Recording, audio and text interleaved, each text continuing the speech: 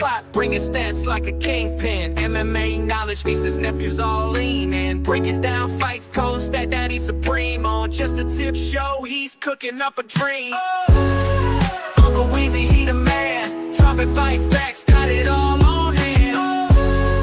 He the stat attack grand. MMA guru, more than just a fan. Wanna know the numbers? Weezy got them cataloged. From the fighters reach down to how many times they dog. Just a tip living, breaking it down slick.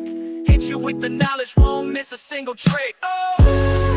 Uncle Weezy, he the man. Dropping fight facts, got it all on hand.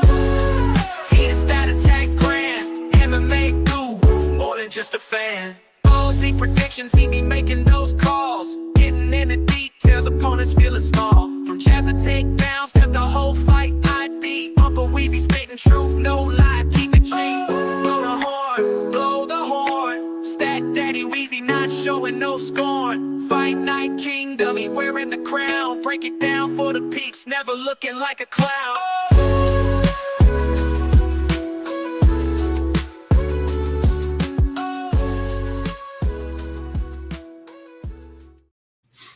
Oh, yes. What's going on, everybody? It is Thursday night, late night. We're doing a late night stream. I'm going to give you guys a quick full card breakdown for this UFC Vegas 108 card. Going to give you my dog pick of the week, Uncle Weezy's ass shaving of the week, and then we're going to put together a greasy 4-leg parlay with some meat on the bone that hopefully we can cash for a big price. Last week was a rough week for me, for a lot of others, I think, too. It was kind of a crazy week of fights. I only got 5 of my 12 fight picks correct, and that's 2 weeks in a row that's happened. I can't remember the last time I was below 50% on a week's fight picks for a very long time. So I'm hoping for a big bounce back week this week, and I think it's a good week to do it. You know, I do have one big bet on this card. I've put together a couple of 3-leg parlays on my show Probability that I did earlier today for my Odds Shopper subscribers. And I think I've got a pretty good read on the card, but this is a wild one. Like, I could see a lot of these fights going a lot of different ways, so it's hard to be really confident about a lot of these predictions. But at the same time, I think there are some spots that are definitely sticking out that have some value that I'm going to be playing as well. So I'm looking forward to breaking it down with you guys. Let's get right into it here and start with the first fight of the night, which is going to be Piera Rodriguez versus Ketlin Sosa. I've got Piera Rodriguez winning this one by decision. Piera's got some good wrestling. She showed it last time out versus Josephine Knudsen. She went out there, got takedowns in every single round, and was able to take the striker out of what she did best and win minutes on top with her wrestling. Even in the Ariane Carnelossi fight, before Piera Rodriguez started headbutting her from top position and wound up getting disqualified, she had knocked her down and was, winning that fight on the scorecard. So I think Piera has more ways to win this fight. I think that she can actually win minutes on the feet while this is at distance striking range. Piera's done very well in the clinch in her fight. So I don't think that she just needs to do distance striking damage here. I think she can win minutes in the clinch against Ketlin. And once she gets into that clinch, I think she can start to find some takedowns and wind up winning some minutes from top position. About only 32% of women's strawweight fights have finished historically. So, taking a decision prop on a women's strawweight fight is usually a pretty safe play. And that's what I'm going with here. I'm going with Piera Rodriguez to win this fight by decision. The next fight that we're going to talk about, Rafael Estam versus Felipe Buunas. Estam's a big favorite here, sitting around minus 500 right now. Buunas was supposed to be fighting Andre Lima. Lima had to pull out about 2 weeks ago, and in steps Rafael Estam on about a week and a half's notice here. So the thing about Estam is that this guy doesn't fight very often. He takes about a year off between fights, and he's historically had a lot of problems cutting down to 125 pounds. He probably should be a bantamweight, and as he gets older, that weight cut gets harder and harder for him, and we've seen him botch several weight cuts over his career. As a matter of fact, he was the Jungle Fight G lightweight champion, the flyweight champion there. was never able to defend his belt and was stripped of it because he was never able to make 125 pounds again. After he wins the 125-pound belt, his next fight in Jungle Fight G, 131 pounds. Next fight after that, 135. So this guy has had problems trying to get down to 125 pounds. He's had problems making quick turnarounds. So Estevam has got the right kind of skill set in order to get the job done here. What he can do is he can win minutes with his wrestling. He is very, very relentless with it. He doesn't really spend a lot of time striking. The minutes that he does spend striking, he will lose those minutes because he's just not dangerous on the feet, and he's really only looking to use his striking to set up the entries on his takedowns. So Buunas is a guy who was, training for a full 15-minute fight here. He has a full fight camp behind him. I'm interested to see how Rafael Estevam looks on the scales because I almost guarantee this dude is not making weight. So I think that we got to see what he looks like. But if he manages to make weight and looks fairly good doing it, or even if he shows up and say weighs in at 128, 129, but it doesn't look like he's on death's doorstep when he's weighing in, either one of those I think would be a green light to play a decision prop or a finish prop, depending on what it is you think he's going to do with Felipe Buunas. But Buunas is a very aggressive Brazilian Jiu-Jitsu player. So Estevam is going to have to really try to stay safe when he does take him down from top position. He's going to have to, advance to half guard and really kind of try to stay on top here because Buunas is going to be very aggressive with his Brazilian Jiu-Jitsu. Buunas will win the minutes on the feet while this fight is standing. And I think he can win the minutes in the clinch as well here.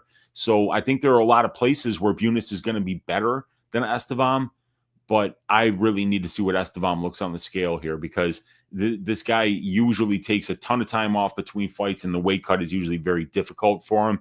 So I have a feeling he's going to botch this weight cut and then we're going to find out and have a little bit more information as to how he's going to perform. But as of right now, I just want to call it Rafael Estevam by decision. I'm assuming he's going to do okay on the weight cut with this pick. But, I might change the pick if I see something different at weigh-ins than what I was expecting. But either way, this is a tricky fight because of the short notice and the quick turnaround for Rafael Estevam. The next fight that we're going to talk about, Austin Bashi versus Giannis. Giannis taking this fight on about 7 days notice. So Bashi was supposed to fight somebody else. They pulled out. And now in steps Giannis, who is the Fury FC featherweight champion. This guy's had a lot of fun fights in Fury FC. He recently beat Nick Aguirre to win the Fury FC featherweight championship. Wound up kind of losing the first couple rounds of the fight, but then he wound up getting a knockout in round 4 to finish the fight. Giannis is a good striker, but I really don't know about the grappling game of this guy, and it's going to be a very, very long night for him because Austin Bashi is just relentless with his offensive wrestling. He will chain 25, 30 takedown attempts together. He fights a lot like Merab Dvalishvili. He really does have a very similar style to Merab. So I think that Bashi is going to be somebody that's a market darling. They're going to be backing this guy. They're going to be running his lines to prices like this, minus 700. Because he's got a style that's just very difficult to deal with unless you have really good defensive wrestling, really good scrambling, and really good conditioning. And you can make people pay while they're trying to get takedowns while not letting that takedown actually finish. So Bashi submission is what I'm looking at here, but I don't know when he's going to do it. And because this fight was made just this week, I got a feeling, A, that it might not even happen, and B, that I shouldn't be gambling on it because the line is already very wide. All the value is already on the Giannis side just because of where the betting line is for this fight. And I'm not backing Giannis in this spot. And I do think Austin Bashi probably gets the job done inside the distance, but got to see where these props open and got to see both guys on the scale in order to get an idea of whether this fight's going to happen or not. And then, does Giannis look ready? So it's going to be a tough road to hoe here for John Giannis. And I think Austin Bashi is going to finish him early. The next fight that we're going to talk about, Nick Blue Collar Klein at plus 130 going up against Andre Pulev at minus 150. Fight doesn't go to decision here. Juiced up about 67% at minus 200. I'm picking Nick Klein to win this fight by decision. I don't think either of these guys are phenomenal UFC level fighters right now, but they're both very young. Pulev is 27, Klein is 29. They're both, they're both near the beginning of their career. Pulev, I think, with 13 or 12 UFC or 12 professional fights, and Klein, I think, sitting around 10. So, and Klein will wrestle. I do like what Klein brings because he stays fairly busy on the feet. He's an okay striker, but he will kind of shoot takedowns. If those takedowns don't work, he'll chain them together and also try to land strikes in the clinch. And I think he's going to be the guy that's more likely to get into the top position here. I'm not enamored with either one of these guys' UFC level skill sets right now, but they're both young and they're both improving. And I see a lot of dog in Klein. And in Pulev, I see a guy who's got a lot of the physical tools necessary, that if he can kind of learn how to mix the martial arts and have some good coaching, good game plans, make sure that he has good conditioning, he might be able to find multiple paths to victory and, win some fights at this level. But I still think that there's a lot of questions on Pulev. His regional scene resume is extremely fraudulent. He had 10 regional scene fights. 7 of those regional scene fights took place in Shlemenko FC. His head coach is Alexander Shlemenko. So he had 7 hand-picked opponents. That's why you have, your own promotions, so that you can set up your own fighters with wins. And that's what they did with Pulev.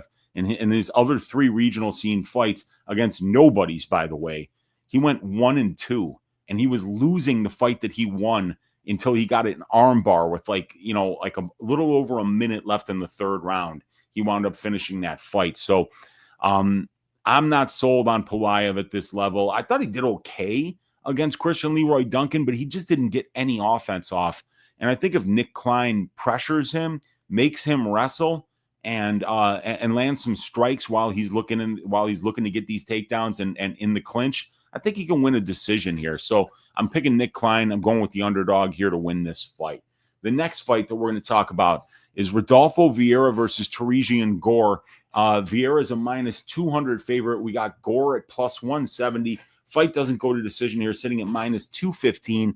So when Vieira wins, he wins by submission. This guy's not a great minute winner, you guys. He can get takedowns and get top control time, but most of the time, if Rodolfo, gets a takedown and he consolidates top position on you, the fight's probably going to be over. And he's a solid enough wrestler, but he is not dependable enough at this level to be chaining takedown attempts together and not get tired, to be able to get tons of control time over a 3-round sample size. It's not something that he's really doing. He's got to really save his energy because he's never had the best conditioning in order to, kind of time his takedowns so that they're more likely to be successful. So he's kind of comfortable at distance striking range. And for Gore is going to definitely try to keep this fight standing. I mean, we all know that. Gore is comfortable grappling. He will wrestle offensively when he's not facing somebody that's a 7-time Brazilian Jiu-Jitsu world champion. But Gore's a well-rounded fighter. He's got power on the feet. He's got pretty good conditioning. He's got the right hardware for the weight class here. He's a big, strong dude, and he's got power in his hands. So this guy can land big shots on the feet. He can wrestle offensively, and if you shoot a shit shot trying to take this guy down, he can lock you up in that guillotine choke and finish you there. So he's got a few different ways to win. But when you're facing a specialist like Vieira, he's gonna have to keep this fight standing. And what worries me about Gore's chances to win this fight is if he gets taken down, it might be over. It's gonna be the round, but it might be over. And if this stays on the feet for extended stretches, Gore just does not win minutes. I mean, he waits to land big shots, but he gets out volumed. He doesn't counterpunch at all. He needs to be first, and if he's not first, he's just shelling up. So I see a couple different things that can happen here. Because of Gore's tendency to shell up when his opponents throw strikes, I think Vieira can come in throwing, and when Gore gets those hands up to shell up is when he can duck under and get in on his hips and that could potentially lead to him getting takedowns. The other thing that I'm worried about is Gore going for the guillotine and not getting it. Just like Cody Brundage when he jumped guillotine against Rodolfo Vieira when Vieira was in on his hips and it looked like he was going to take him down. He went for that guillotine. Vieira stepped over the leg, got into half guard. Cody had to release the choke, and then he had Vieira on top of him. And once this dude is on top of you, you're in a really bad place. So I kind of feel like Gore is fighting on very thin margins here. He needs to land big shots on the feet. He has to stop takedowns. And if he's not able to do both of those things, I think Rodolfo Vieira is going to find a way to win this fight, whether it's by submission or potentially even by decision, because Gore is so low volume, because he's so unwilling to counterpunch. I think Rodolfo Vieira will eventually find that takedown that he allows him to be able to consolidate top position and then finish with the submission. So I'm picking Rodolfo Vieira to finish Greasy Gore in the second round by submission.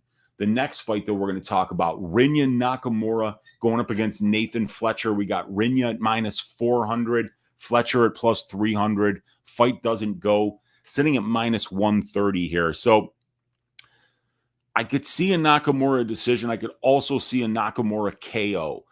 I don't like this matchup for Nathan Fletcher. Fletcher is somebody that is not dangerous at distance striking range. So I think that Rinya can win the distance striking exchanges in this fight. And obviously, Rinya Nakamura is going to have the better offensive and defensive wrestling in this spot.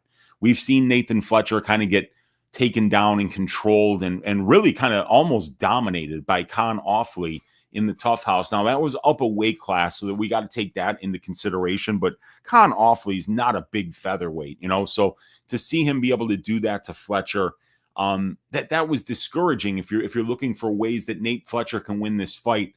The way he usually does it is he gets to his opponent's backs. And Rinya is a solid enough grappler, and he's a very, very good wrestler. Whether it's offensive wrestling or defensive wrestling, I think that Rinya is going to have what it takes to be able to dictate the pace and the location of this fight. If Rinya wants it standing, it'll stand. If he wants it on the ground from top position, he can absolutely put it there. So I think that Rinya, even though he's coming off dropping the ball in his last fight as a minus 700 favorite over a better fighter in Muin Gafarov, obviously we're getting him at a much cheaper price this time at minus 400. It's still juice to the tits. There's not much we can do with that price, but I think Nakamura can win this fight by decision, but I also think he can win it by knockout.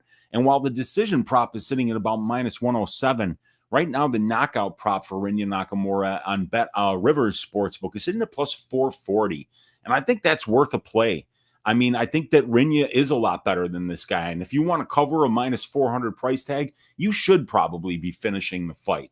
And I think Rinya could find a ground and pound knockout. But I also think that he hits pretty hard on the feet and he could potentially find a KO there. So looking for Rinya Nakamura to win this fight by decision is the official pick. But I think I might take a little flyer on Nakamura by KO at plus 440 as an upside play that I think has a lot of value right now, especially if Nakamura does bounce back and get back on the right track. And I think this is the right opponent that he could do it against. The next fight that we're going to talk about, Danny Silva versus Kevin Vallejos here. We got Silva is a plus 370 underdog. Kevin Vallejos, look at that smile on that young man, minus 470 for El Chino. And we got fight doesn't go to decision here, sitting at minus 130. This is such a fucking good fight. We got Argentina versus America here, and I can't wait to see Kevin Vallejos get back in there. This kid is a great boxer. He fights with a lot of pace. He's got great body work. He hits hard. He's durable as fuck. This kid's got that dog in him, and he's a very, very good prospect, a very young man, and a very impressive record for somebody that's his age. Now, Danny Silva is a very similar fighter to Kevin Vallejos. I mean, he's older, and I think he's got a few less fights actually as a professional compared to Vallejos.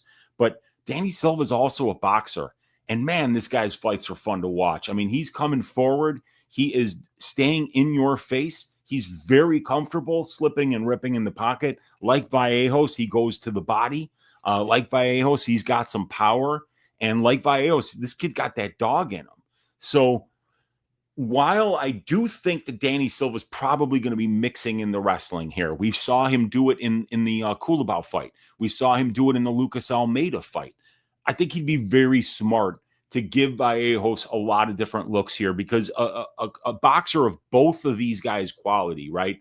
You don't want to let them get into a rhythm. You don't want to let them get their reads on you. You don't want to let them start to roll downhill, because we all know when we see some of these boxers, like guys like Volkanovski, guys like Peter Yan, some of these really skilled strikers, once they get their reads, man, Josh Van even, I mean, like, once they get their reads, they're like a bowling ball rolling downhill. You just don't want to get in their way. So I think that Danny Silva is going to be mixing in takedowns here. And this is a really wide line. At minus 470 for Vallejos, they got him sitting at almost 83% implied there. So definitely a big line, a big price tag for a striker versus striker fight, where I actually think that Danny Silva might find some upside winning minutes here with his grappling and with his offensive wrestling. So I'm picking Vallejos to win. I think he is just a step ahead, on the feet. And I think he's just a little bit faster, a little bit more powerful,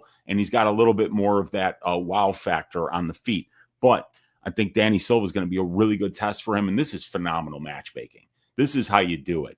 You don't necessarily have two of the biggest names in the UFC, here, but you've got an apex card, and you're putting fights like Vallejos Silva together. You're putting fights like Rivix Brener together. You're putting fights like Chris Duncan versus Matteas Rebeski together. So, big round of applause for the matchmakers here. They did a hell of a job with this card. And I'm going with Kevin Vallejos to win this one by decision. The next fight that we're going to talk about is one of the most active fighters in the history of the organization. We got Neil Magny, Chicago, Illinois, stand up, plus 170, going up against Elizeu Zaleski at minus 200. The fight doesn't go to decision here, sitting at plus 120 for this fight. I'm going with the Zaleski decision. I also think a finish is very possible. Both of these guys are on the downside of their career. Actually, Neil Magny is the slightly younger fighter here, but in fight years, man, I mean, Neil Magny is one of the most active fighters in the history of the organization. Check this out, you guys. When you look at Neil Magny here, he has 34 UFC fights since the year 2013, and he made his debut in 2013 in the organization. So he's put up a 22-12 record, and he's been in the UFC octagon 416.8 minutes. I mean, this guy has fought everybody. He's fighting 3 times a year, every single year. But we are actually seeing Neil Magny on one of the longest layoffs you'll ever see him on here, 8 months and 16 days. He got knocked out by Carlos Prates brutally. He got knocked out by Michael Morales brutally. He was getting beat up by Mike Mallet before he wound up getting that reverse with like 90 seconds left in the fight, and then finish him with ground and pound. Ian Gary beat 7 shades of shit out of him for a full 15 minutes. And even the Philip Rowe fight for Magny, it was a very close fight, but it was a classic Neil Magny performance.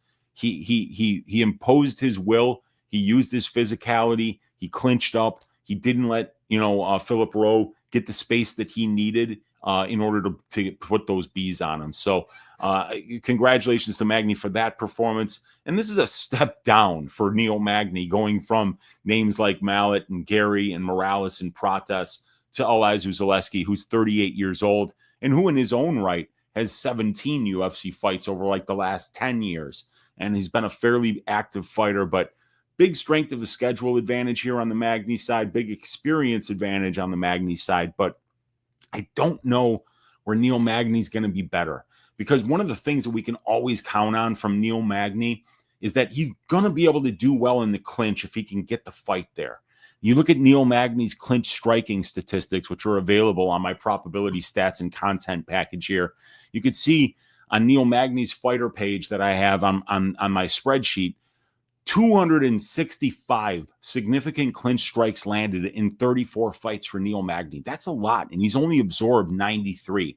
So Neil's a guy who does very well in the clinch, but here's the problem. Elizeu Zaleski is doing very well in the clinch himself. In 17 UFC fights, he's landed 168 significant clinch strikes. So Zaleski's actually landing more significant clinch strikes per fight than Neil Magny is. He lands 4.08 clinch and ground strikes per minute, while for Magny it's 2.7. So one of the places where we historically have been able to count on Neil Magny to win minutes, he might not have that available to him here. And let's face it, even though he's taller, even though he's longer, the striking is just not there. I mean, like, Neil's just not showing a danger factor. And he's been submitted 5 times in the UFC. So this guy, the ground game isn't there. The takedown defense is just okay, and the striking, there's no power there. And he's not even a high volume striker. Like, a lot of people talk about Magny throws all this volume. He throws exactly as many distance strike attempts per minute as Elizeu Zaleski dos Santos does. And it's just slightly above average for the division. The way you hear people talk about Neil Magny's volume, you'd think he'd be throwing 16, 17 distance strike attempts per minute. It's less than 12. So, I'm going with Zaleski here. I'm picking him to win this fight by decision because historically Magny has been a durable guy. But now that he's going to be turning 38 years old the day after this fight on August 3rd, it's hard, to we have to study trends if we want to find value in lines. And right now, the trends for Neil Magny are god awful. He's lost 3 of his last 4 fights. And like the Mallet fight, he lost 13 and a half minutes of that fight and then had, one little bit of success that wound up leading to a finish. And I don't even think he beat Phil Rowe. That was a very close fight. So Neil Magny's career trajectory right now, the amount of momentum that he's bringing into this fight is like very, very low. And even though Zaleski dos Santos is coming off losing as a minus 200 favorite to Chidi Njokuani last time out, I think Chidi's just a much better version of Neil Magny. He's better in the clinch than Magny is. He's got way more dangerous striking than Neil Magny does. So, and they're both kind of fishes on the mat. So I kind of feel like, even though Zaleski didn't perform well last time out, he took enough time off after that KO loss. And Zaleski's the one with the power here, let's face it. So, I think Zaleski minus 200. I think he covers that nut. I think he wins this fight. And I think a finish is possible. I don't mind Elizeu Zaleski dos Santos' finish prop. If you look on my prop betting model here, the Zaleski dos Santos inside the distance at plus 180, you can see that 5 of his 11 wins have been by finish, and 7 of 9 Magny losses have been by finish. So when you put the KO and the sub together there, it's about 60% of Elizeu Zaleski's win condition based on his previous wins and Magny's previous losses. You adjust that for his 67% win probability at a minus 200. My model says that it should be priced around 40% or a plus 150. We're getting plus 180 here, which is 35.7%. So my model is showing some value in Zaleski by sub at plus 700 and Zaleski inside the distance at plus 180. But I think the KO prop is also pretty live because Neil Magny's been knocked out in each of his last 2 losses. So maybe that durability that we used to be able to count on from Magny, maybe that's not there anymore either. So tricky fight. I think Elizeu Zaleski wins. I'm just not sure how he wins it. The next fight that we're going to talk about here is going to be Karol Hosa at minus 180 going up against Norah Cornhole plus 155. Fight doesn't go to decision here, plus 325. So the bookies, or I should say not the bookies, the market has this priced as going to decision 8 out of 10 times. And if that happens, Hosa's got more ways to win this fight. Karol's historically, now Norah Cornhole has done very well in the clinch, right? And I think that's one thing, that's one place where she can do very well in this fight. 54 significant clinch strikes landed for Cornhole, only 12 absorbed, and she stayed a lot more busy with her offensive output there. But Karol Hosa's doing well there. She's outlanding her opponents 106 to 92. So she hasn't been as dominant, but she's busy. She's landing about 10 significant clinch strikes per fight, while Norah is doing better than that. She's landing about 13 per fight, but it's still pretty good, 13 and a half actually. So Norah does do very good work in the clinch, but Carol Hosa is also very good there. But at distance striking range, Carol just stays so busy. She's attempting 16.2 distance strike attempts per minute. She's landing at a 53% clip, and she lands 8.6 of those 16.2, and she's even flashing some power as well. So I think Carol is going to be throwing more volume on the feet. I think we can count on Carol if there is going to be somebody offensively wrestling in this fight.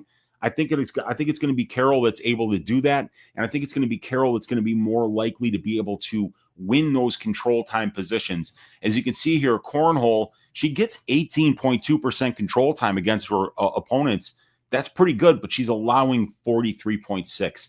So she is getting out-muscled in some of these positions. She is getting taken down sometimes. She is getting controlled on the mat, and she is getting controlled a little bit in the clinch as well. So if Carol is able to get takedowns here, and she gets her takedowns at a 46% clip, while Cornhole gets hers at an 11% clip. So I think Carol, if she doesn't like how the distance striking exchanges are going, she can find some success by getting takedowns and winning some minutes from top control and ground and pound. So I like Carol Hosa to win this fight by decision, which brings us to the last 3 fights of the night, and they are all bangers. Looking forward to breaking these down for you guys. First one, we got Elvis Brener at plus 210 going up against Esteban El Gringo Rivix at minus 250. Fight doesn't go to decision here at minus 145. I do like Rivix quite a bit here. I just can't get to the money line at minus 250. It just feels a little bit wide for a guy who historically has performed so well as an underdog in the UFC. One of the things that I make available to my probability stats and content package users is this slideshow presentation that I do on Balls Deep Breakdowns every week. I did this on Wednesday night for my Odd Shopper subscribers. And one of the things that we look at is the historical betting lines for these fighters and how they perform, not only overall, but also as an underdog and as a favorite or a pick'em. And for this one here, for Brener, the numbers, let me see if I can find it. There it is.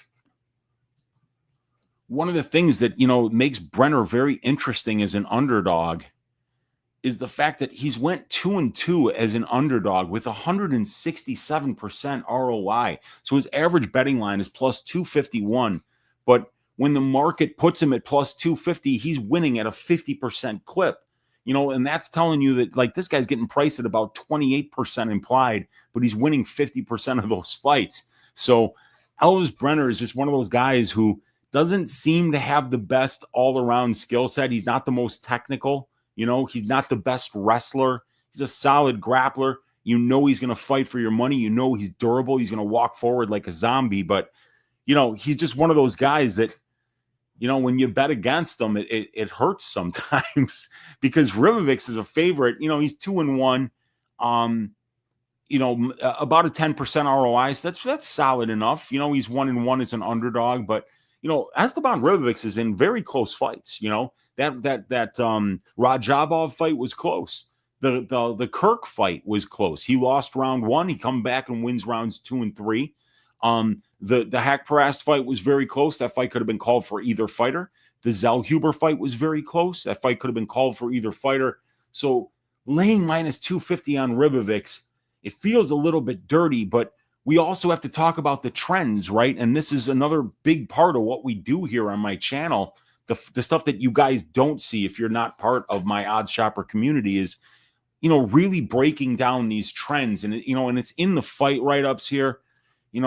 This whole paragraph here is just an entire paragraph about Elvis Brener's momentum, his career trajectory, how old he is, what the layoff is for the fight, the betting line trends, where his line is priced historically against where it was in previous UFC fights. Very important stuff here. And when you break that down, you see that this guy is on a 2-fight losing streak. He lost all 3 rounds to Orolbai. He got knocked out in round 3 by Joel Alvarez.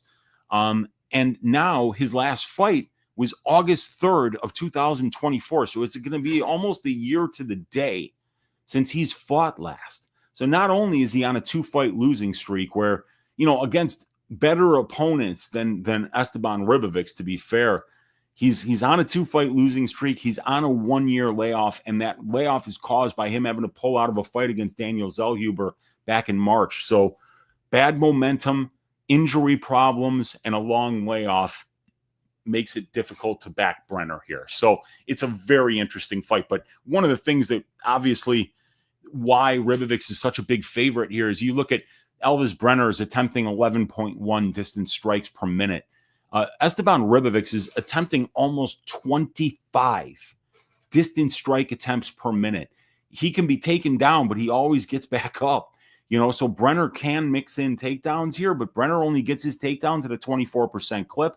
And even though he's attempting, about 1.1 more takedowns than the divisional average, he gets a much below divisional average amount of control time at only 10%. So, Brener being able to take down Ribovix and win minutes, he could maybe do a little bit with it, but he's going to have to get a back take. He's going to have to land some nasty ground and pound if he wants it to count, because even a much better wrestler than Brener in Loic Rajabov, he took down Esteban Ribovix 11 times. And when we look at that fight, it's right here. Rajabov got 7 minutes and 39 seconds of control time, got 11 takedowns on 21 total attempts, but he landed a grand total of 1 significant clinch strike and 2 significant ground strikes over that 7.5 minutes of control time. So what that means is that he did absolute fuck all with his takedowns. So we have to say that if Brener's gonna win minutes with his grappling here, he better be landing heavy ground and pound, better cut Ribovix with an elbow, or he better get to his back and spend a lot of time there and threaten submissions. Because if he doesn't, Ribovix is gonna put a fucking crazy pace on this dude. And Brener might crack him, but Ribovix isn't going anywhere. This guy's incredibly durable. Another Argentinian fighter, and god damn, do I love these Argentinian fighters. Argentina, stand up. Beautiful country from everything that I've heard. Great steaks there. I heard the steaks in Argentina are something to die for. And man, they got some really fun fighters in the UFC, in Alan Perez, in Esteban El Gringo Ribovix, in Kevin Vallejos, Francisco Prado. It's good to see this Argentinian wave coming into the UFC, and a lot of these guys are putting on some really fun fights. So, but I'm picking Esteban Ribovix. Elvis Brener has historically been a very durable guy. It took, Joel Alvarez 3 rounds to get him out of there, and Joel Alvarez finishes everybody. So, Ribovix by decision is the official pick there. And then this co-main event is sick. Matteas Rebeski at -210. Chris Duncan at +170. Fight doesn't go to decision, sitting at -210 here. I've cashed on Chris Duncan each of the last 2 fights. Cashed on him versus Balaji Oki, cashed on him versus Jordan Vucenic, and this is going to be a hell of a fight. And this is one of those fights, what I told my Odd Shopper members when we broke this fight down. I could see a Rebeski KO win. I could see a Rebeski submission win. I could see a Rebeski decision win. I could see a Chris Duncan KO win. I could see a Chris Duncan submission win, and I could see a Chris Duncan decision win. There's so many ways that this fight could go down. I think it'll be Rebeski will be very good early for the first half of the fight. And then if it gets to the second half of the fight, I think Chris Duncan will be more likely to have success in the second half of the fight.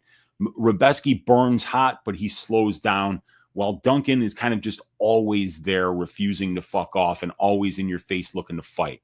So, yeah, Duncan, great guillotine choke, nice power on the feet. He's hittable on the feet, very, very hittable, but he can fight through being hurt, as we saw in the Charlie Campbell fight when he made his return to Dana White's Contender Series. Rebeski, very dangerous early in fights, heavy low leg kicks, southpaw with a great left hand, great overhand left that he can finish you with.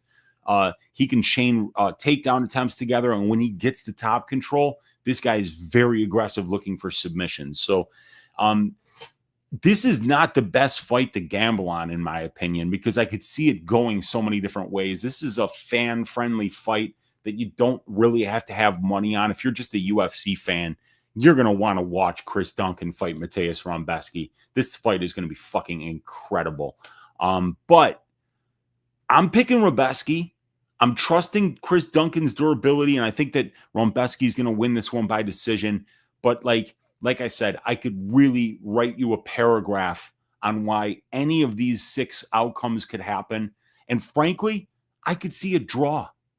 I could see this fight being a fucking crazy draw where somebody gets a 10-8 and then Rebeski 10-8s Duncan in round 1, and then Duncan comes back and wins rounds 2 and 3 on damage.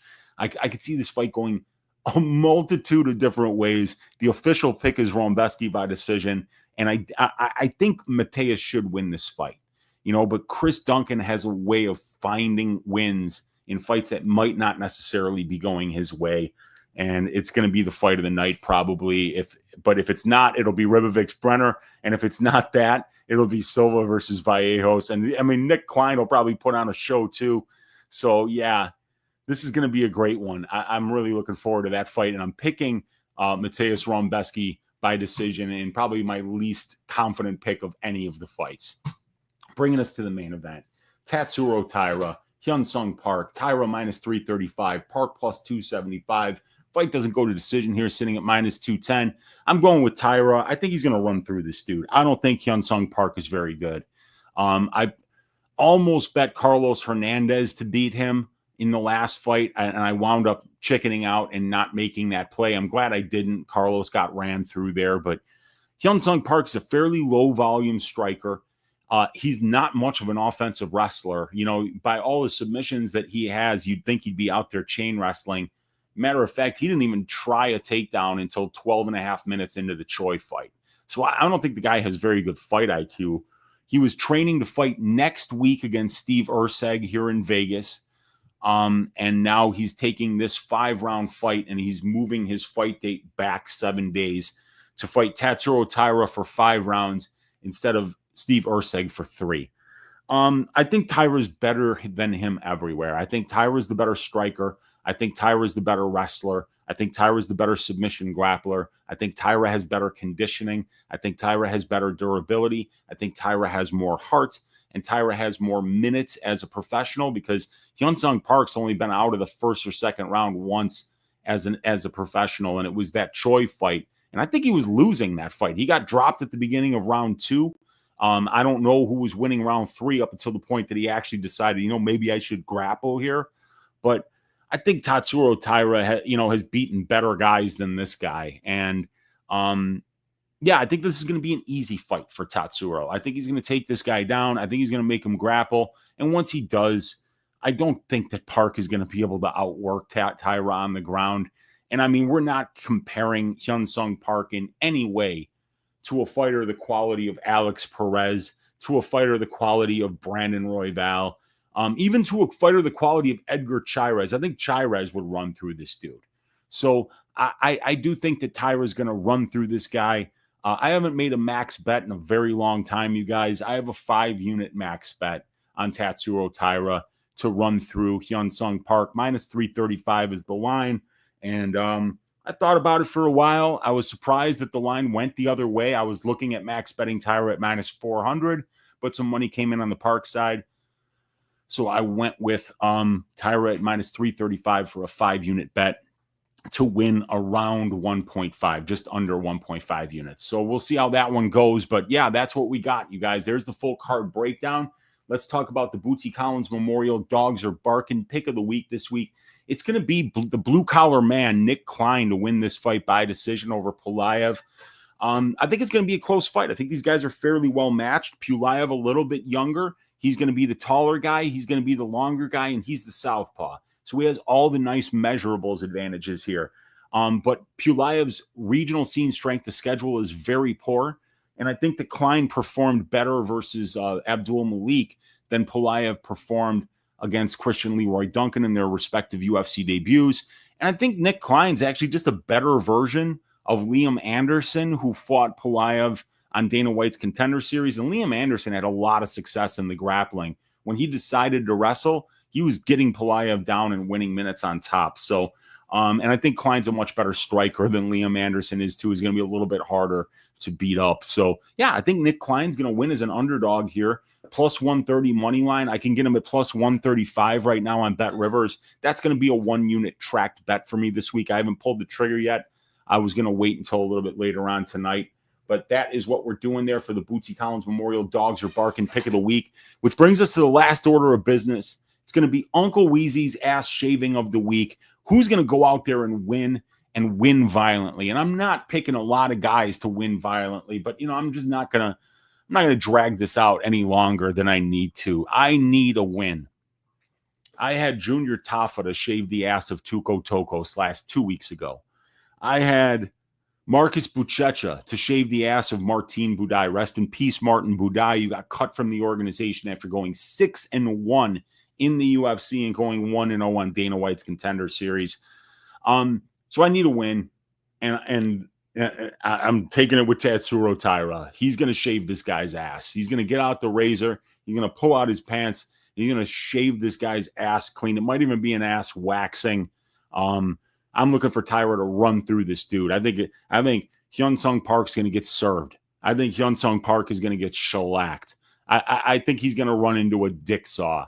There's a bunch of different ways that we can describe how bad of a night Hyun-Sung Park is going to have. But he got a whole new, shiny new contract for agreeing to take a fight that, frankly, a lot of sane people are not stepping up to take a 5-round Tatsuro Taira fight right now, especially after Taira spent the last 8 months in the mountains of Colorado training with killers like Corey Sandhagen to add to his toolbox to round out his MMA skill set and take his career to the next level.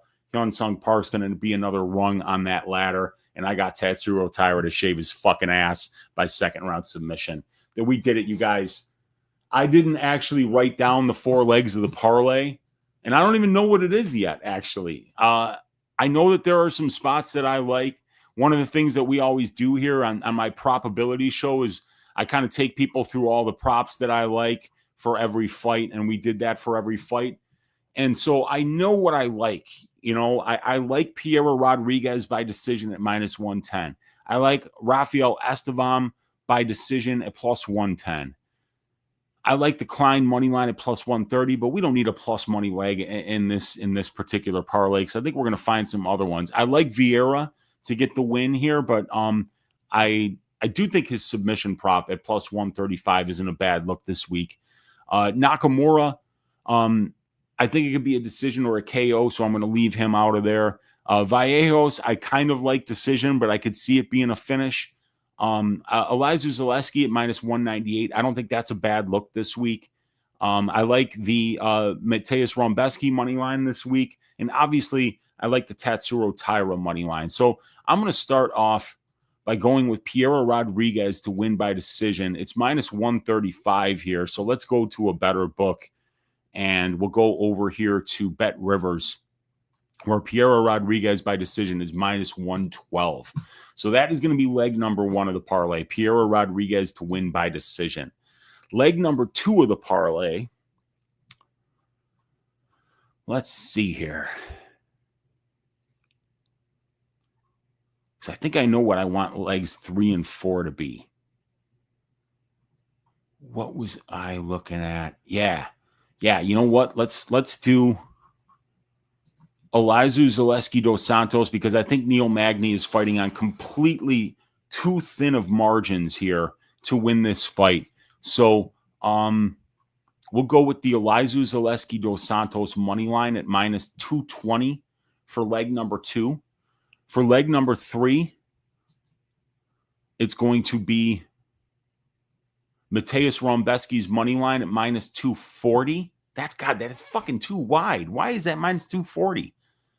Where do we get Taira here at minus 345? That brings it up to plus 408 only. Okay, so I got to get a little bit greedier here. What else can we figure out here? We could do Carol Hosa by decision at minus 150. What are some of these stylistic reads that we have here? Taira inside the distance, potentially. Nick Klein, Nakamura, Vieira, Estevam decision, Bashi. I mean, Estevam is just a crotch sniffer of the highest order. But I don't want to put him in there just because I need to see him on the scale first. Let me see. What's an over in the Nick Klein fight? Klein over 1.5 is minus 200. That's not bad. Let's see. Man, we might have to do it on DraftKings and just eat that minus 135 ass line for Piero Rodriguez by decision. Because if we do Rodriguez by decision, we do Matteas Rebeski, we do the Taira money line, which is minus 360. That brings up to plus 224. So I need something with a little bit of meat on the bone. And it's going to either probably be Estevam by decision, Rinya by decision, the Nick Klein money line, or Kevin Vallejos by decision, because that'll give us another 50%, and that'll get this line up to like a reasonable level. So let's do, what do they got Estevam by decision at here? Minus 105, 533. Or we could just do the Nick Klein money line.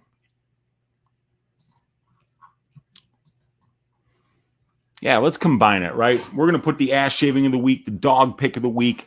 We're going to take Piero Rodriguez by decision. We're going to take the Matteas Rebeski money line. That's going to come out to plus 646 on DraftKings Sportsbook.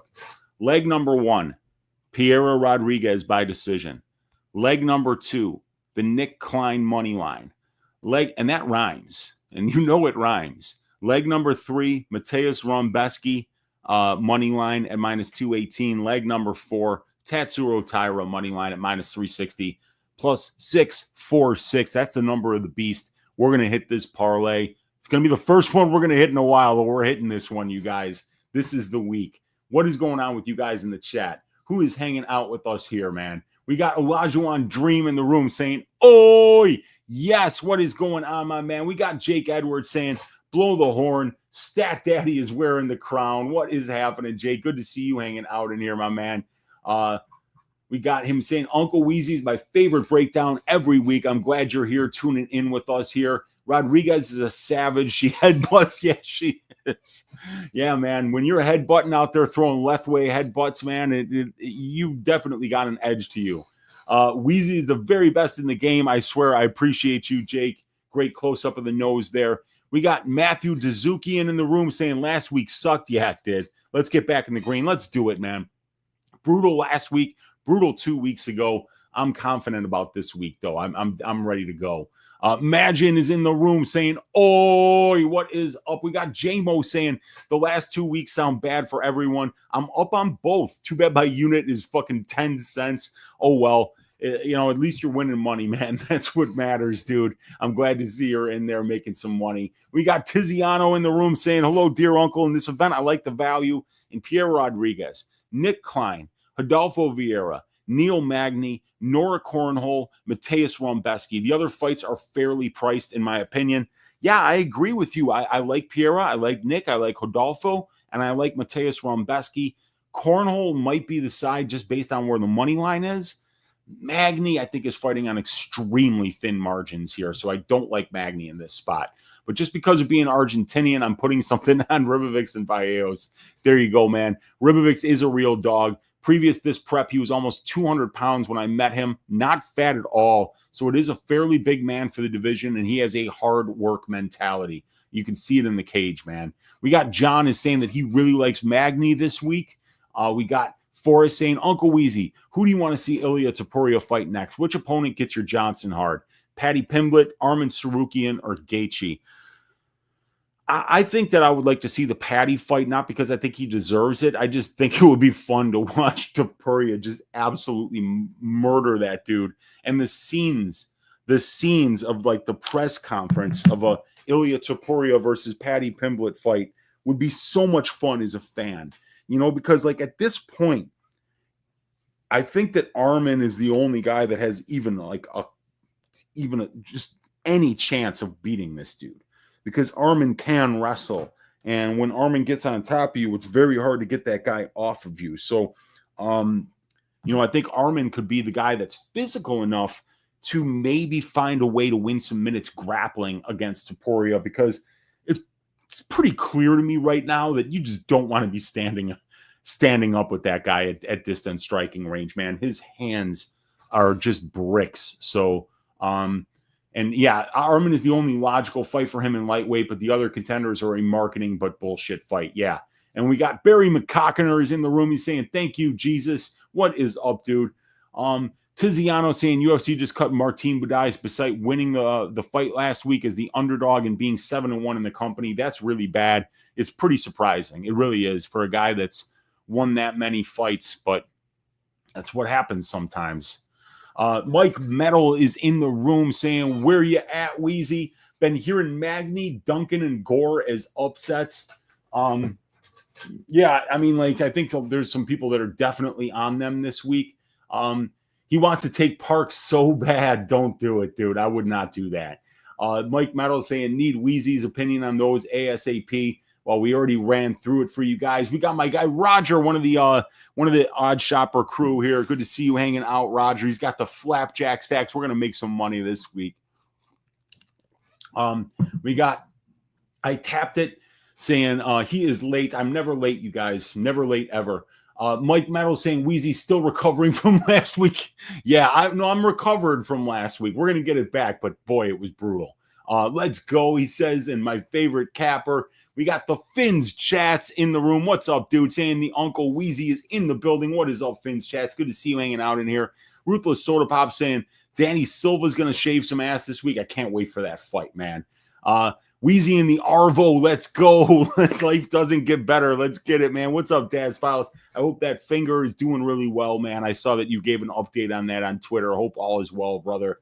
We got the Godfather saying, how can you be late when you're always on time? My guy knows. Come on, you freeloading fucks. You got that right, dude. What is up with the Godfather? Good to see you hanging out. Brandon saying, did we get delayed? Or is this a replay? No, this is not a replay. We are live, my friend. We got Jenna Marie in here saying, go Uncle Weezy. What is up, Jenna? Good to see you hanging out in here. We got the Godfather saying, oi, yes, give Uncle Weezy money now. Yeah, the link is in the description of the video to my probability stats and content package.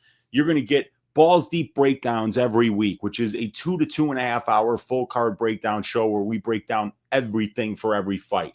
You're going to get Probability, the Plus EV betting show, where we use the stylistic reads that we got from Balls Deep Breakdowns. We combine them with the proprietary betting models to find the value in the best Plus EV bets of the week. Those are the two shows that are subscriber only.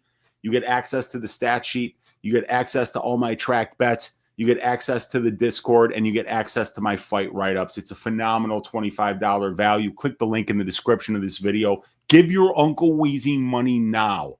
Now. Click the fucking link and do it. Appreciate you, Godfather. Good to see you hanging out in here. I like Rebeski a lot this week, says my guy Benino. I do too, man. I mean, obviously, when you bet against Chris Duncan, you cannot be surprised if your money goes down the toilet. That dude pulls fights out, man. He's fucking tough, but I do think Rebeski's going to get the win. D. Spearman in the room saying, Uncle Weezy, what's up, dude? We got Brandon saying we all had a rough week, Unc. Let's get it this week. Let's do it, man. Rousus in the room saying, oi, Unc, let's stack these flapjacks higher than Herzog's tolerance to stop a fight. Yes, sir, man. Yeah, Jason Herzog, get some help. We got Brandon R. saying, this is perfect timing, Weezy. I was at a show and it just ended. You're the man. I hope the show was great, dude. Who'd you see? We got my guy, the Bookie Man, is in the room saying, Weezy, don't do it. Buunas is going to win. Where's Buunas training? Where's he training, man? Is he training in the States? Do you know where he's training? I don't have any action on the fight right now. Actually, I do have Estam by decision in a parlay, but we got to see him on the scales, obviously, before we can really know how he's going to look. But Buunas is the better striker. He's got phenomenal Brazilian jiu-jitsu. But, dude, when you watch Buunas' tape, he's lost so many times to guys that can wrestle. All those ACB fights against those Russian crotch sniffers, they just worked him on the mat. And Estevam is just that relentless. But like I say, I don't have any money line bets on Estam, and I've just got one of his in a parlay, the decision prop in the parlay. Colby Saul is in the room saying, "Oi, let's go, Uncle Weezy. Got to know where to hang Friday night for the Chicago card. Down for a bar or something." Yeah, we got to figure that out because I know that Brady and Avery are coming in on Friday at about 6 o'clock Chicago time. So we're going to have to find some food somewhere and find some place to go hang out. And then we're going to the fights on Saturday. Somebody in here, I think, has got us tickets, and we're going to be bringing them cash and sitting some pretty good Chicago seats. I can't wait. Overs look tasty this week. Decision heavy card. Yeah, man, that's what I'm looking at. But I've got a lot of decisions on this card. Pierre decision, Esteban decision, Nakamura decision, Klein decision, Vallejos decision, Zaleski, Rosa, Ribovix, Rebeski. So I got 9 decisions out of 12. I'm not seeing a lot of violence on this card. Hi, Mark Water in the room saying, "Oi," saying, "Daz, my beautiful brother." We got Gainu in the room saying, "Yo, what up?" We got the bookie man saying, "Weezy, brother, no, take Buunas." It's Kevin Holland all over again. That's okay. I know what you're saying, man. I know what you're saying. Okay, very, very interesting. Fuck, if that's the line and what you're telling me is true, I'll talk to you about this, man. That's very interesting. Anthony Smith in the room saying, "Weezy, baby." What is up, Anthony Smith? Probably not the real Anthony Smith because there's 20,000 Anthony Smiths all over this world, but good to see you hanging out in here, my man. We got Franco saying, thoughts on Nakamura, saying he enjoys gambling. He's Asian. It's like an Irishman saying he likes a drink every once in a while. Come on, of course Nakamura gambles. Maybe not on fights, but he gambles. And he did say that he's going to gamble in Vegas after he wins, man. I thought that was pretty cool. The bookie man saying Bashi by sub. Y'all ain't ready for the back take. If it happens, Bashi will smoke him. Might have been around the gang this camp. Oh, no shit. Okay. Yeah, dude. Bashi's in Michigan, and he's always said that he wants to stick with that small gym that he's been at for his entire career. But if he trained with some, like, I don't know, like let's say the VFS guys here in Chicago, Illinois, man, I mean, with the skill set that Bashi already has, yeah, the guy is very fucking good. And yeah, I got him by first round submission. He's got phenomenal back takes. And yeah, I think he's going to get the job done, man. Daz saying, "What's up to High Mark?" Yeah, C-Rod did C-Rod things, but that was a very tough debut. You know, they're not giving you C-Rod in your debut if they don't think that you're going to be around for a very long time winning a lot of fights. The Cuban Assassin is in the room saying, "What it do, Weezy? We must find out if Herzog smells like that sweet Keith Peterson nectar of cigarettes and booze." Yeah, he doesn't look like he would, like Keith, but I mean, you never know, man. The guy is on something, isn't he? We got the anonymous Viper saying the dude who told everyone Krylov would win last week. I remember you. We got the anonymous Viper in the room. Yeah, I did say that Krylov would win last week. I could have sworn he was actually going to fight not like a retard and actually wrestle that dude, but he didn't. We got Klein is getting a win here. Oh, good. I'm glad you agree, man. He's my dog of the week. I picked him to win, and I'm betting on his money line. Love it, Weezy. You're on point tonight, brother. I see the exact same things. Gore's getting choked out. Yeah, I mean, he's going to have to get him down first, and Gore's got good takedown defense, but I mean, come on. It's Rodolfo Vieira. The guy is I mean, the guy is just such a good grappler. It's going to be over as soon as he's put on the cage after the first few minutes. Yeah, I think you're right, dude. I'm with you there, man. Brandon R saying not high on Vieira, but can't put money on Gore. Rodolfo by sub has to be the bet, and I agree with you there, man. We got the bookie man saying, I think Nathan wins because of reasons you guys wouldn't understand. Okay, interesting. I'm going the other way, but I don't. Yeah, I don't have any money on this fight either yet, but I'm thinking about playing Nakamura by KO at plus 440. I like the value there. I think it could be a good bounce back spot for him, but we'll find out what happens. Jayhawk saying, what's up, Weezy? I'm leaving work when the stream is done. I'm going to max bet Bashi, Vallejos, Rinya, Taira at plus 116. Why would it ever lose? Yeah, I mean, The ones that I would be a little bit worried about are just Vallejos and Renya, because Renya is coming off that bad performance, and the Vallejos fight against Silva's, a boxer versus a boxer, so it could be a little bit closer than you might think, but I think it's probably going to hit, Jayhawk. Danny is a very good boxer. You like the fight goes to decision there. Yeah, and that's like a plus 110-ish, I think, right now. Let's have a look-see. Yeah, there we go. Got to go this way. Over, under. Yeah, sitting at around plus 100. My model likes it, but it's only in a 3-fight sample size, so it doesn't really mean that much. But yeah, Danny's a good boxer for sure. The bookie man, you facetious. We got the bookie man saying Danny Silva's no slouch, guys. Just saying, but that fight is not a not a good bet, no matter what side you pick. It's a wide fucking line. Red Chimp in the room saying, I can't understand anything around people saying Danny is a good boxer. He gets hit so damn much. I think Vallejos makes it look easy. Literally hit the most in the entire division.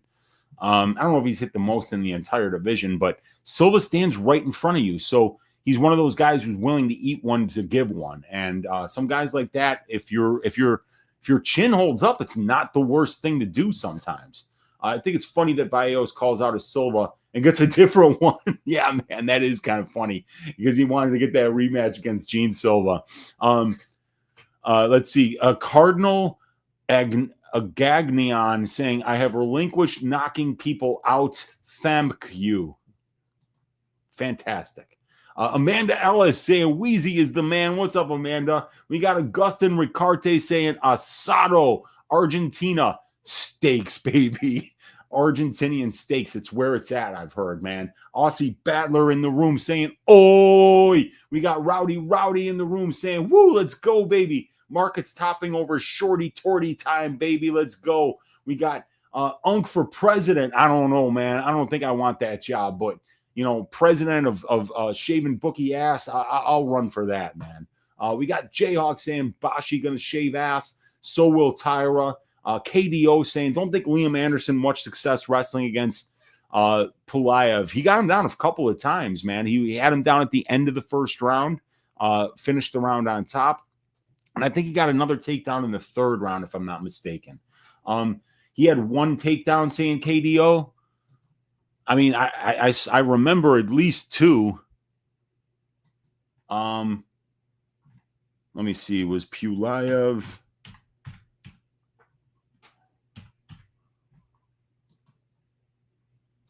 Liam Anderson credited with one takedown, but he got 6 minutes of control time, dude. So, I mean, he definitely did get a lot of time on top there. Do you think the minus 5.5 for Taira at minus 150 is a great prop for a max bet? Minus 5.5, so 49.46 on two cards, or on one card, and 48.47. No, 40. It would have to be on two cards. Yeah, I think it's a pretty good look at minus 150. It's a good way to get it a little bit cheaper, and I think he does finish him. But even if he doesn't, he could get to the back three out of the 5 rounds easily, I would think.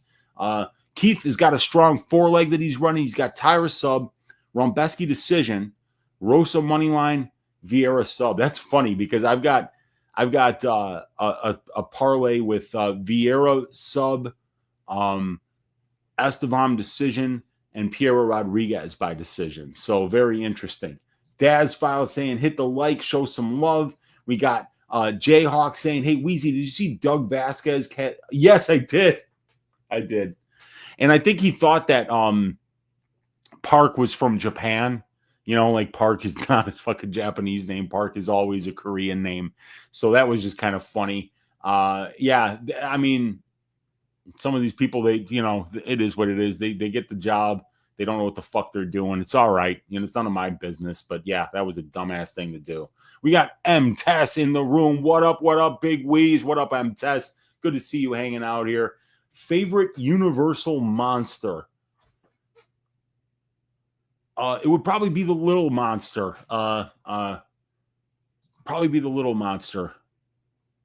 Vanessa Demopoulos. That's my favorite Universal monster. It's Vanessa Demopoulos, the little monster, for sure. Enlighten my opinion, saying, oi, from Illinois, late white Weezy, what is up, my man? Brandon saying, Weezy, the ESPN MMA capper is now 78 units for 2025. You're going to have to get past that ESPN 8 to be their featured capper. Yeah, man, like I said, I don't think that they're going to be asking me, my man, and that's just fine. I hope MMA is completely off of that channel by the end of this year. How fantastic would that be? What a win that would be for us MMA fans to never ever have to turn on ESPN ever again. So because that's exactly what you would expect from ESPN. Of course, their MMA capper is down 78 fucking units. Of course, it's probably a DEI hire, you know? So, yeah, no thanks. I don't want that fucking job. Michael Martinez saying, got here late, about to rewind the show and watch the best intro ever. Let's go, Uncle Weezy. We got my guy Damare saying, this is the first time we have ever agreed on every single fighter and method of victory. Different rounds for the sub, but it's a sign that we're going to have a great week. If we're lined up tomorrow, look out, bookies. We're coming, baby. The voice of reasons saying that Weezy sold me 2 grams of fentanyl in 1999 behind the St. Louis Waffle House when I was 12. That is a half truth. It was maybe 1.5 grams, okay? It was definitely not 2 grams. That is a prick accusation to make. And it was probably 1998 because that was the last time I went to St. Louis. And it wasn't even St. Louis. It was East St. Louis, which is the beautiful part of St. Louis. We got Augustin Ricarte in the room saying, here from Argentina, you make me won enough money last week for a Quest 3 in my birthday. Thanks, man. Are you kidding me? You won money off of my picks? You must have listened to me talking about Ranier the Ritter and Bryce Mitchell, because everything else that I said sucked. I'm so glad you picked out the good picks, Augustin, and I'm glad that you had a great birthday with my picks, man. Thanks for showing up, man. We got Rob in the room saying, what's up, Weezy? 319 will be awesome, brother. Enjoy. Yeah, I'm going to be there. I'm going to be in that crowd. My guy Brady, my guy Avery, and the guy that's selling us the tickets. I can't wait to hang out. It's going to be a great time watching those fights. We got the Fromage Frog in the room saying much respect to our Uncle Weezy. Love the late night Rick James live streams. Cocaine is a hell of a drug. Yeah, it is, man. We got Daz Files up in here. We got Mr. D saying Ian Parker is so bad, but I love fading him. Yeah, if it works, dude. Like, I don't watch. The other thing is, too, like, I think that Ian Parker, he's not capping the UFC, right? Like, he's capping, like, PFL. And, I mean, like, I think everybody that caps PFL is down 78 units this year. It's such a shit organization with such crazy fucking outcomes that I don't know how anyone can make money on that shit. But, yeah, man, it's not something that I bet on, so I wouldn't have anything to be able to help them. But, yeah. Shout out to all you guys watching, 206 of you live right now, hanging out, watching here. I appreciate each and every one of you. Hit that thumbs up on your way out. Hit that subscribe button. Leave me a comment down below. Let me know what you think of the parlay. Let me know what you think of the picks. What do you agree with? What do you disagree with? And then consider joining that probability stats and content package. Like I said, we got an amazing amount of material there for $25 a month. You're going to get about 16 hours every month of exclusive content from me that is not available on YouTube. Balls deep breakdowns every week. Probability every single week. Full fight write-ups. They're going to help you do much better research and have much more researched picks. Statistical betting models for over-under bets, for prop bets. Fight write-ups. Access to all the track bets. Access to the Discord. Even my individual fight stats. Most people don't even know the depth of information that is available on this product. If you're a capper, you should be fucking getting my stats package. It's going to make you even better at what you do. There's nobody out there that offers access to the amount of information that I do. Plain and simple. Nobody does it. So please consider joining that package. You're going to be blown away by how much content you get that is exclusive to the package and how many statistics that you get access to that's going to help make you a better prize picks player, a better underdog player, a better DFS player, a better prop better, a better money line better. You're going to find it all in the link in the description of this video. And that's the best way to support my work and make sure that I keep showing up here on YouTube for free. Appreciate you guys for hanging out.